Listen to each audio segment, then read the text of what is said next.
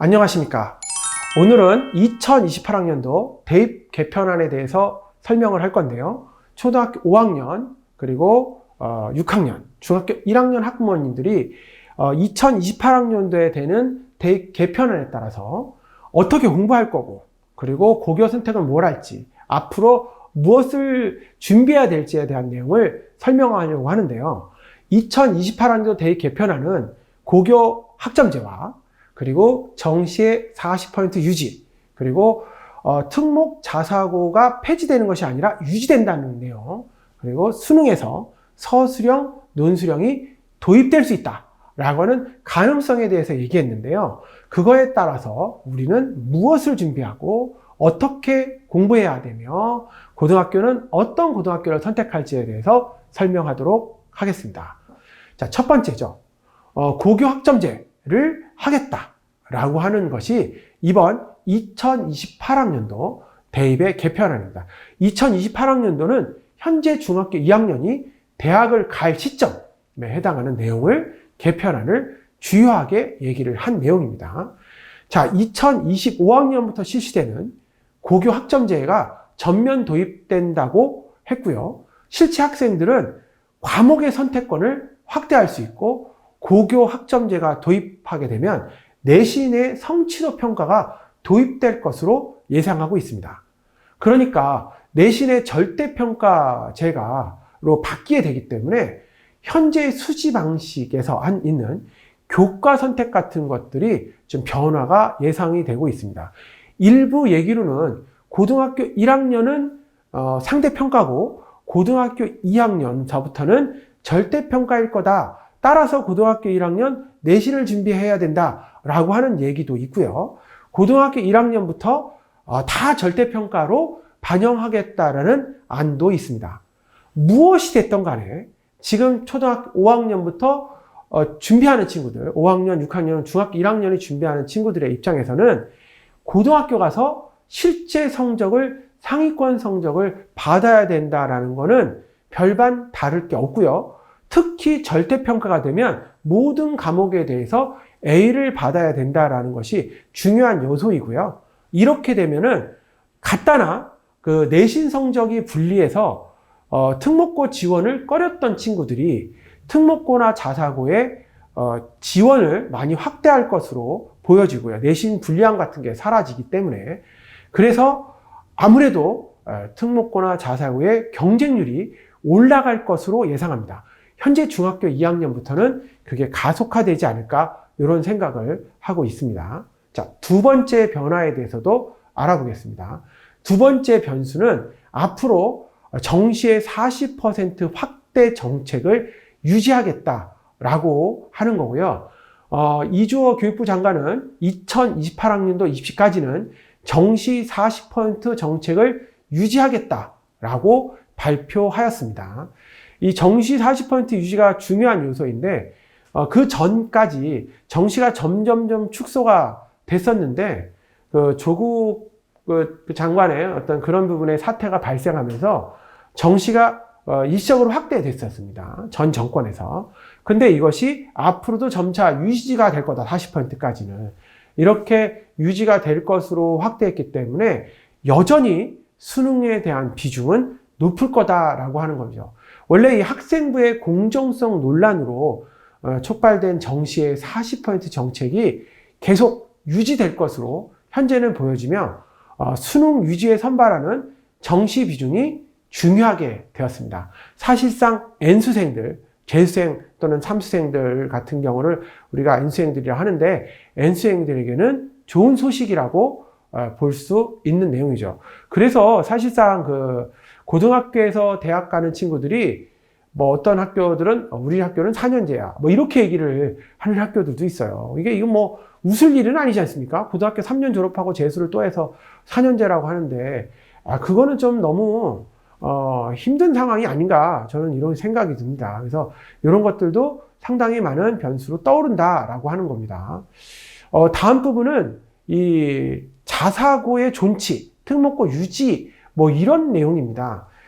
현재 그 전까지죠. 문재인 정부에서 고교 일몰제라고 해서 자사고를 모두 폐지하는 정책을 고수해 왔는데, 이번에 정권이 바뀌면서 특목고하고 자사고, 일반고 전환하는 것을 안 한다. 유지하는 정책으로 한다라고 하면서, 저희도 상담 받아오면 알잖아요. 중학교 1학년이나 5학년 상담 받아오면 실제 갑자기 자사고나 과학고, 외고를 가겠다는 친구들이 숫자가 갑자기 늘기 시작했어요. 상당히 많이 늘었죠. 그 전까지는 아예 얘기가 없었어요. 그런데 요즘에 제가 받아보면 상당히 많이 늘고 있고요. 준비를 하고 있다는 거예요. 그래서 저는 그 친구들에게 그런 것도 많이 해주고 있거든요. 저희가 상담을 하면서 친구들에게 학습 플랜이라는 게 있거든요. 학습 플래너를 준비를 해줘요. 너가 만약에 한학고를 간다고 하면은 이런 플래너를 내가 세워주겠다. 이런 플래너를 세워줄 건데, 이런 플래너에 따라서 정말 공부한다면 충분히 가능성이 있다. 그 대신에 조건이 있다. 만약에 못 따르면 사실 어려운 거 아니냐. 왜 그러냐면 제가 생각했던 거는 자사고나 과학고, 외고를 합격한 친구들이 실제 공부했던 내용들 있지 않습니까? 실제 공부하고 어떻게 비교과 활동을 했고, 학교에서 하는 활동을 뭘 했고, 그 친구들이 초등학교 5학년부터 하나하나 해온 게 있어요. 그 내용을 그대로 제시를 해드리는 거예요. 그대로 제시를 했고, 실제 이런 친구들이 이렇게 했을 때 합격을 했었다. 그러니까 너도 비슷하게 해본다면 합격하지 않겠니? 라고 제가 얘기를 하는 거예요.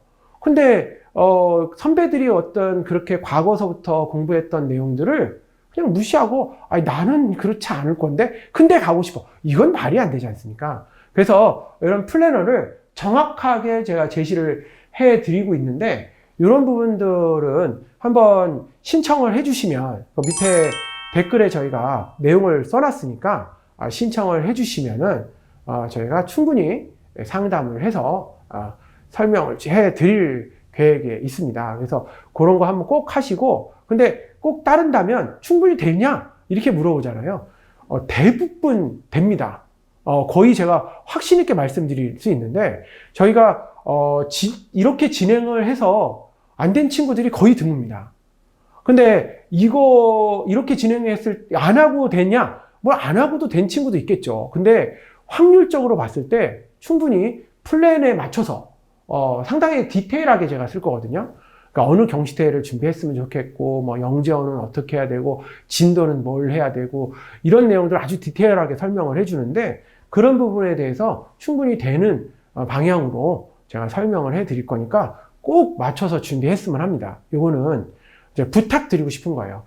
막 그냥 어디서 어떻게 한다더라 이런 얘기 자꾸 듣지 마시고 꼭 부탁드리는 내용이니까 꼭 맞춰서 해줬으면 좋겠습니다. 그리고 앞으로 이렇게 특목고 자사고가 유지된다고 했기 때문에 사실상 상당수 경쟁률은 올라갈 것으로 보여지고요. 아마 제가 써줬던 플랜보다 더 많이 해야 될지도 모릅니다. 근데 이거조차도 안 따른다면 말이 안 되잖아요. 그러니까 실제적으로 저희가 그런 내용들을 하나씩 알려드리는 그런 시간을 가졌으면 좋겠습니다. 자, 네 번째는 뭐냐? 자, 네 번째는 이런 이슈가 좀 있는 거예요. 수능에서 논술형, 서술형을 도입할 가능성이 있다. 도입한다는 얘기 아니라 가능성이 있다는 얘기인데, 국가교육위원회 이재용 위원장은 언론 인터뷰에서 논술형, 서술형 수능을 도입할 것을 언급했고요. 또한 수능 1차와 2차로 나누어서 1차 공통과목 위주는 자격시험 형태고 2차는 서술형과 논술형 수능으로 개편하는 방안을 얘기했다라고 하는 건데, 뭐 아예 안 되는 건 아니고 가능성은 충분히 있는 얘기입니다. 만약에 이렇게 된다면은 여러분들이 공부할 내용이 좀 더 많아지겠죠. 많아지기 때문에 사실상 어떻게 보면 좀 학습에 대한 부담이 좀 늘 것으로 현재 예상이 되어지는데, 도입될 가능성이 아예 없는 건 아닙니다. 어떤 분들은 뭐 아예 안 될 거라고도 얘기하고, 어떤 분들은 될 거라고도 얘기하는데, 제 개인적인 견해는 가능성은 충분히 있습니다. 가능성은 충분히 있는데, 뭐 공청회도 하고 여러 가지 채점에 대한 부분도 해서, 그래서 뭐 실제 되지 않을 가능성도 뭐 여전히 있긴 있겠죠. 하지만 개인적인 생각에는 어느 정도 가능성이 있는 내용이라 여러분들이 공부를 하는 데 있어서 식을 꼼꼼하게 쓰고 준비할 필요성이 꼭 있는 내용이라고 제가 보여집니다. 다음은 그래서 우리는 어떻게 공부할 건가 라고 하는 건데, 제가 보기에 가장 중요한 건 현재 5학년이면 5학년, 6학년 6학년, 중학교 1학년 1학년이 현재 자기 위치 있지 않습니까? 내가 어느 정도 공부를 했고 앞으로 얼만큼 공부하면 좋을지 자기 위치를 정확하게 파악하는 거. 두 번째는 장기와 단기 계획을 세워야 된다는 겁니다. 학습 계획을 반드시 세워야 한다는 거죠. 그렇게 안 하고 공부할 수는 없어요. 그리고 공부 시간보다는 실제 성취도 얼만큼 노력했다라고 하는 것에 포커스를 맞춰야 됩니다. 제가 왜 이런 얘기를 하냐면, 친구들이 보면은, 자기 3시간 공부했네, 4시간 공부했네, 이런 얘기를 하거든요. 근데 그게 뭐 그렇게 중요한 건 아니지 않습니까? 3시간 공부했네, 4시간 공부했네가 뭐가 중요해요? 얼만큼 성취도 했냐가 중요하지. 그러니까 저는 아이들이 오답노트 쓸 때도 이렇게 얘기를 합니다. 자, 오답노트를 썼다고 치자, 너가. 근데 오답노트를 쓴 거 한번 설명을 듣고 오답노트를 작성한 거 또 나오면 풀 수가 있겠니? 실제 오답노트를 쓰고 그 문제를 한번 설명을 들은 거 다시 나오면 틀립니다. 이 수학 같은 경우는 사실상 그렇게 공부해서는 잘 게 안 돼요. 과학 같은 경우에도 사실상 그 정도 해서 되는 게 아니라 유사 문제도 풀고, 수학 같은 경우 유사 문제도 풀고 심화 문제도 더 풀어보고, 같은 문제죠. 더 풀어보고 난 다음에 다시 제시를 봐서 통과될 때까지 공부를 해야 돼요. 그래야 사실상 도움이 되는 거예요. 과학 같은 경우에는 실제 그 틀린 문제에 대한 개념들을 써놔야 돼. 그리고 외워야지 사실상 공부에 도움이 되는 거거든요. 이게 사실상 공부 시간보다는 성취도를 챙겨라 라고 하는 중요한 요소라고 생각을 합니다. 제가 신문 칼럼에도 관련된 내용들을 썼으니까 필요하시면 제가 링크 보내놓을 테니까 한번 들어가서 기사 같은 검색해 보시면 잘 나올 수 있을 거예요. 아래 댓글에 제가 써놓을 테니까 그렇게 한번 보시고, 그 다음에 그 공부 방법 중에 과목에 대한 용어나 정리, 암기, 증명 등을 해야 된다라고 써놨는데, 당연한 거죠. 수학 같은 경우 근해 공식하면 이게 왜 나왔는지 증명해야 될 거고, 당연히 그 과학 같은 경우도 암기도 하고 용어 같은 암기해야겠죠. 이거는 중요한 게 자사고라든지 과학고 면접을 가보면 사실상 암기하는 문제들이 나와요. 어떻게 물어보냐면, 너는 우리나라에 지나가는 해류가 뭐야? 뭐 이렇게 물어본다거나, 암석이 있는데 심성암의 종류에 대해서 말해보라고 한다거나, 이렇게 실제적으로 암기한 사항 등을 물어보는 문제들이 많이 나오고 있어요. 수학 같은 경우 원의 정의가 뭐냐고 물어본다든지 이런 식으로 개념에 대한 것들을 많이 물어보기 때문에 암기의 필요성을 꼭 해줘야 된다라고 말씀을 드리는 겁니다. 자, 그리고 좀 약간 웃기죠? 선행을 꼭 해야 된다. 약간 웃긴데. 무슨 얘기냐면, 제가 시켜보니까, 이 얘기를 여기까지 하긴 좀 그런데, 시켜보니까, 선행이 제일 중요한 것 같아요. 그러니까 중학교 때, 고등학교 과정 선행을 해야 될 필요가 있냐, 자기 학년 과정을 충실하게 해야지 도움되는 거 아니냐, 심화 문제를 좀 많이 풀어야 되는 거 아니냐, 이렇게 굉장히 많은 상담도 들어오고, 제가 수업하면서도 애들한테 얘기도 많이 하거든요. 근데 직접 공부를 가르쳐 보니까요, 선행을 한 친구가 훨씬 더 유리합니다. 뭘 해든 간에. 그러니까 우리가 보통 가이드를 정할 때 초등학교 과정 때 중학교 과정을 어느 정도 끝내고, 중학교 과정 때 최소 고2 과정까지는 심화를 한 바퀴 돌리냐, 두 바퀴 돌리냐, 이런 얘기를 많이 하거든요. 그렇게 공부한 친구들이 고등학교 가서도 성적이 잘 나와요. 그냥 학교 내신을 정말 열심히 하고 학교 심화 있죠. A급 수학을 한다거나 이렇게 한 친구들이 고등학교에서 점수가 잘 안 나와요. 그러니까 제가 생각하기에는 선행을 몇 바퀴 돌렸는지, 예를 들어서 예를 든다면 우리가 그냥 수학으로 한번 예를 들어볼게요. 수학에서 수투까지 몇 바퀴 돌았냐, 두 바퀴 돌았냐, 세 바퀴 돌았냐, 이런 부분들, 심화까지 했냐 안 했냐, 일품을 풀었냐, 불량라벨을 풀었냐, 이런 식의 내용들을 공부했던 친구들이 고등학교 갔을 때 성적이 훨씬 더 잘 나온다는 거는 확실한 팩트예요. 그리고 실제 이 친구들이 특목고 붙을 가능성 높고요. 그러니까 저는 지금부터 꼭 말씀드리고 싶은 건, 선행을 조금 하고 예를 들어서 심화 문제를 더 풀어보고, 이거는 그냥 실제적으로 그냥 그거에 맞춰서 공부하는 친구들 얘기고, 제 생각에 특목고를 조금이라도 생각하고 일반고의 상위권을 목표로 한다면 필수라고 생각합니다. 이건 저 개인적인 견해니까 뭐 유명하신 뭐 박사님들이 다른 얘기 할지는 모르겠지만 저 개인적인 견해로는 충분히 선행이 꼭 필수다. 수학뿐만 아니라 과학도 당연히 그 진도까지 나가야겠죠. 고2 과정까지 원과정을 한 바퀴 끝냈냐, 두 바퀴 끝냈냐 이런 식으로 얘기를 하는 거고, 뭐 사실 2까지는 자기 전공 분야를 하는 거지 특별하게 필요는 없죠. 뭐 실제 수능에서 2 과목을 선택하는 경우는 거의 드물기 때문에 2 과목까지는 아니어도 원 과목까지는 고2가 이과라면 자연계 친구라면 2 과목까지 과학도 원 과목까지죠. 원 과목까지 물화생지를 2바퀴는 최소 돌려야 된다. 이렇게 생각을 합니다. 최소한이에요. 뭐 더 돌릴 수는 더 좋아요. 이런 것들을 하려면 그러면 거꾸로 생각해 봐요. 초등학교 때 어떻게 해야 될까? 초등학교 때 중학교 과정도 좀 공부해야 되지 않겠냐. 뭐 지금 저희가 중계동 쪽에도 하고 관악 쪽, 뭐 다산 쪽에 있는 어머니들하고 주로 상담을 많이 하는데, 강남 쪽 어머니들을 상담하는 건 다른 거는 뭐였냐면, 실제적으로 과학 과목 같은 선행이 굉장히 늦다는 거예요. 그래서, 왜 그럴까? 그런 생각을 좀 많이 해봅니다. 수학 과목은 간혹 이제 선행한 친구들이 나오는데, 과학 과목은 무슨 실험을 하는 경우도 있고, 줄기과학 같은 걸 하는 친구들이 있고 그래요. 그러니까 선행을 좀 중점적으로 하는 걸 좀 추천드리고, 실제 그걸 마스터하는 거를 가장 추천드리고 있습니다. 그래서 꼭 중요한 거 말씀을 드립니다.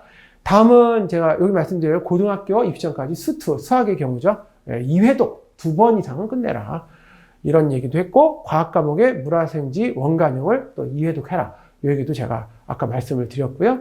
물화생지 같은 경우에는 완자 같은 개념서에서 하이탁 같은 심화서까지 2바퀴 도는 거. 그리고 뭐 중간에 이제 수능 기출 관련된 문제인 오투라든지 이런 것도 풀어보는 것도 적극적으로 추천드리고 있습니다.